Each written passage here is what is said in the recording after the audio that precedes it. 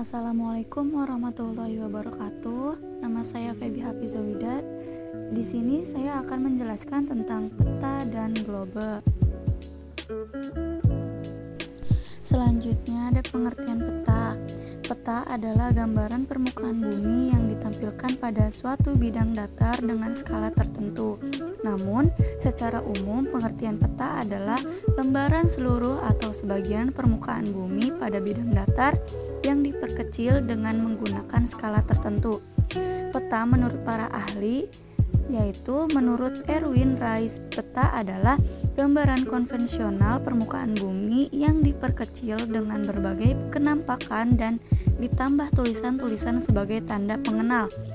Dan menurut Badan Koordinasi Survei dan Pemetaan Nasional Bokosurtanal 2005, peta adalah wahana bagi penyimpanan dan penyajian data kondisi lingkungan, merupakan sumber informasi bagi para perencana dan pengambilan keputusan pada tingkatan pembangunan. Fungsi peta. Secara umum fungsi peta yaitu sebagai berikut. Yang pertama, fungsi peta untuk menunjukkan posisi atau lokasi suatu tempat di permukaan bumi. Yang kedua, peta berfungsi untuk memperlihatkan ukuran, luas atau jarak dan arah suatu tempat di permukaan bumi. Yang ketiga, fungsi peta berfungsi untuk menggambarkan bentuk-bentuk di permukaan bumi seperti benua, negara, gunung, sungai, dan bentuk-bentuk lainnya. Yang keempat, fungsi peta untuk membantu peneliti sebelum melakukan survei untuk mengetahui kondisi daerah yang akan diteliti.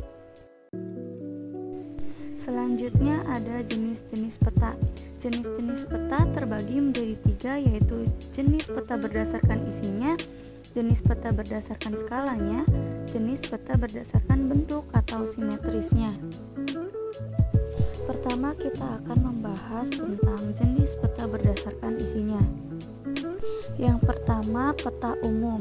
Peta umum adalah jenis peta yang menggambarkan kenampakan bumi, baik fenomena alam atau budaya. Peta umum dibagi menjadi 3, yaitu peta topografi, peta korografi, dan peta dunia atau geografi. Peta topografi adalah jenis peta yang menggambarkan permukaan bumi lengkap dengan reliefnya. Peta korografi adalah jenis peta yang menggambarkan seluruh atau sebagian permukaan bumi yang sifatnya umum dan biasanya berskala sedang. Peta dunia atau geografi adalah jenis peta umum yang berskala sangat kecil dengan cakupan wilayah yang sangat luas. Selanjutnya, peta khusus atau peta tematik. Peta khusus yaitu menampilkan informasi kenampakan tertentu, penggunaan simbol sesuai dengan tema pada judul peta. Contoh, peta penggunaan lahan, peta kepadatan penduduk, peta persebaran objek wisata, dan lain-lain. Yang kedua, ada jenis peta berdasarkan skalanya. Yang pertama ada peta kadaster. Peta kadaster adalah jenis peta yang memiliki skala antara 1:100 hingga 1:5000. Biasanya peta ini digunakan untuk menggambarkan luas tanah maupun sertifikat tanah. Yang kedua ada peta skala besar. Jenis peta ini adalah peta yang memiliki skala antara 1:5000 hingga 1:250.000. Peta ini digunakan untuk menggambarkan daerah yang sempit, misalnya peta kelurahan, peta desa, peta kecamatan, dan peta kota. Yang ketiga ada peta skala sedang. Peta skala sedang memiliki skala antara 1:250.001 sampai dengan 1:500.000. Cakupan wilayah yang digambar dalam peta ini termasuk provinsi, pulau, dan sebagainya. Yang keempat ada peta skala kecil. Peta jenis ini memiliki skala antara 1:501.000 sampai dengan 1:1 juta. Daerah yang digambar pun cukup luas, misalnya satu negara. Yang kelima ada peta skala geografi. Jenis peta yang terakhir ini memiliki skala yang lebih kecil dari 1:1 juta. karena skalanya yang kecil. Wilayah yang termasuk ke dalam peta pun lebih luas. Peta yang memiliki skala sekecil ini biasanya adalah peta benua dan peta dunia. Selanjutnya ada jenis peta berdasarkan bentuk atau simetrisnya. Yang pertama ada peta datar atau peta dua dimensi atau peta biasa atau peta planimetri. Yang kedua ada peta timbul atau peta tiga dimensi atau peta stereometri. Yang ketiga ada peta digital. Yang keempat ada peta garis. Yang kelima ada peta foto.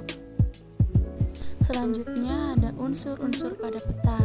Yang pertama ada judul, yang kedua orientasi atau tanda arah, yang ketiga skala, yang keempat simbol, yang kelima warna peta, yang keenam tipe huruf, yang ketujuh ada garis astronomis, yang kedelapan ada inset, yang kesembilan garis tepi peta, yang kesepuluh ada sumber dan tahun pembuatan, yang kesebelas ada garis lintang dan garis bujur.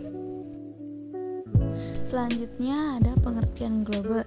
Pengertian globe adalah model atau tiruan bergambar bentuk bumi yang bulat. Globe memiliki tujuan yang mirip dengan peta, tetapi tidak seperti peta. Hal ini lantaran tidak mendistorsi permukaan yang mereka gambarkan secara menyeluruh. Artinya, sebuah globe memiliki detail subjeknya yang menunjukkan permukaan bumi yang terdiri dataran dan badan air, termasuk menunjukkan negara dan kota-kota terkemuka dan jaringan garis lintang dan garis bujur. Sedangkan sebuah bola langit menunjukkan bintang-bintang dan mungkin juga menunjukkan posisi objek astronomi yang menonjol lainnya. Biasanya itu juga akan membagi bola celestial menjadi rasi bintang. Selanjutnya ada macam-macam globe. Yang pertama ada globe fisik. Globe fisik menggambarkan bumi ketika para astronot melihatnya, kecuali bahwa mereka juga melihat awan dan bayang-bayang yang diintervensi oleh matahari. Meskipun globe fisik menekankan fitur-fitur lahan alami, kadang-kadang menunjukkan relief, kenampakan dasar laut juga dapat ditunjukkan. Yang kedua ada globe politik. Globe politik menunjukkan bangsa-bangsa di dunia dalam berbagai warna serta kenampakan peradaban lain seperti lokasi kota. Yang ketiga ada globe celestial. Globe celestial yaitu bola langit yang digunakan untuk menggunakan bumi sebagai pusat imajiner alam semesta untuk memetakan jenis bintang-bintang dalam bentuk bulat. Jenis bola langit meluas pada globe planet dan bulan. Berkat citra satelit dan kemajuan teknologi lainnya, kenampakan dunia kini tersedia dalam bentuk bola dunia pada CD-ROM sebagai bola dunia digital. Selanjutnya ada ciri-ciri globe. Globe memiliki karakteristik yang menyeluruh terhadap gambaran bumi, antara lain yaitu sebagai berikut. Yang pertama, globe berbentuk tiga dimensi atau bulat. Kedua, menunjukkan lokasi yang nyata atau sebenarnya. Yang ketiga, dapat mengetahui lokasi suatu titik atau wilayah terhadap lokasi titik. Yang keempat, sulit direproduksi atau disalin. Yang kelima, keterangan sangat terbatas atau karena biasanya berskala kecil. Yang keenam, daerah atau wilayah dan perwilayahan yang sangat kecil tidak tergambar atau tergambar kurang jelas. Yang ketujuh, tidak lazim ditambahkan simbol-simbol dan keterangan lain untuk kepentingan tertentu. Selanjutnya ada fungsi globe. Globe memiliki fungsi atau manfaat sebagai berikut.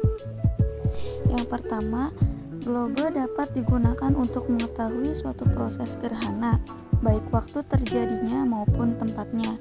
Yang kedua, globe dapat digunakan untuk mengetahui proses perubahan musim berdasarkan pada perubahan posisi semu matahari terhadap bumi.